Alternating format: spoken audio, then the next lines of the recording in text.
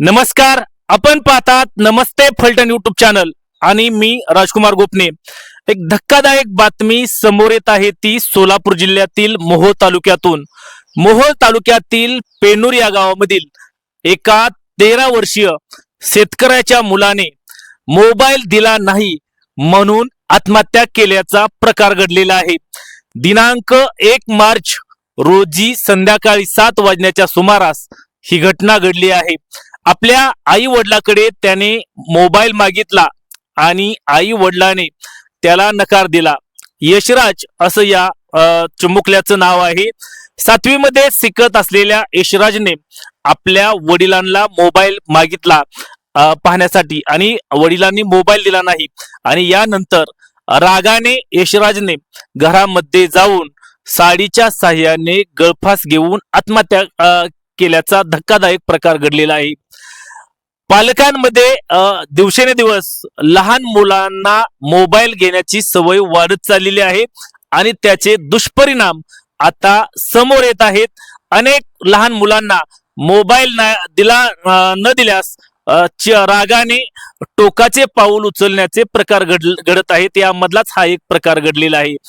यामुळे खरं तर एकच खळबळ उडालेली आहे।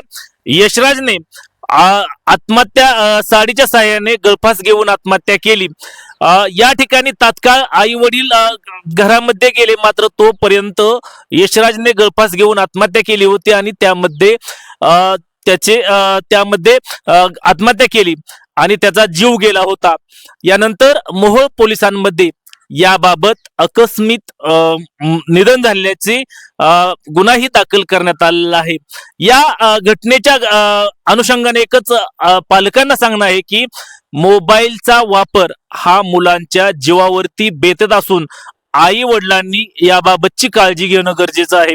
आपण जर पाहिलं तर मागच्या 4 दिवसापूर्वी फलटण तालुक्यातील अशीच एक घटना उघडकीस आली, ज्यामध्ये केवळ एका मोबाईलच्या इंस्टाग्रामच्या अकाउंटमुळे एका तरुणाला 22 वर्षीय मान तालुक्यातील डाकणी या गावातील तरुणाला या ठिकाणी त्याची हत्या झाली आणि त्यानंतर या प्रकरणामध्ये त्याला मारणाऱ्या 4 जणांना जेलमध्ये हवा खात बसावं लागले आहे, असा प्रकार घडलेला आहे।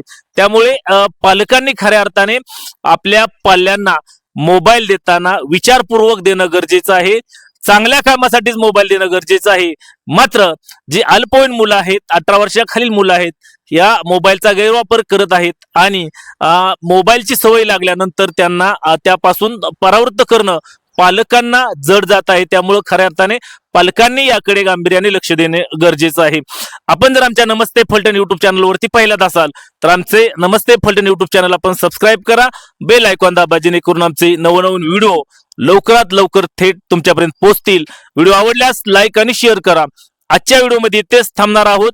पुन्हा भेटूया नवीन व्हिडिओमध्ये, तोपर्यंत धन्यवाद।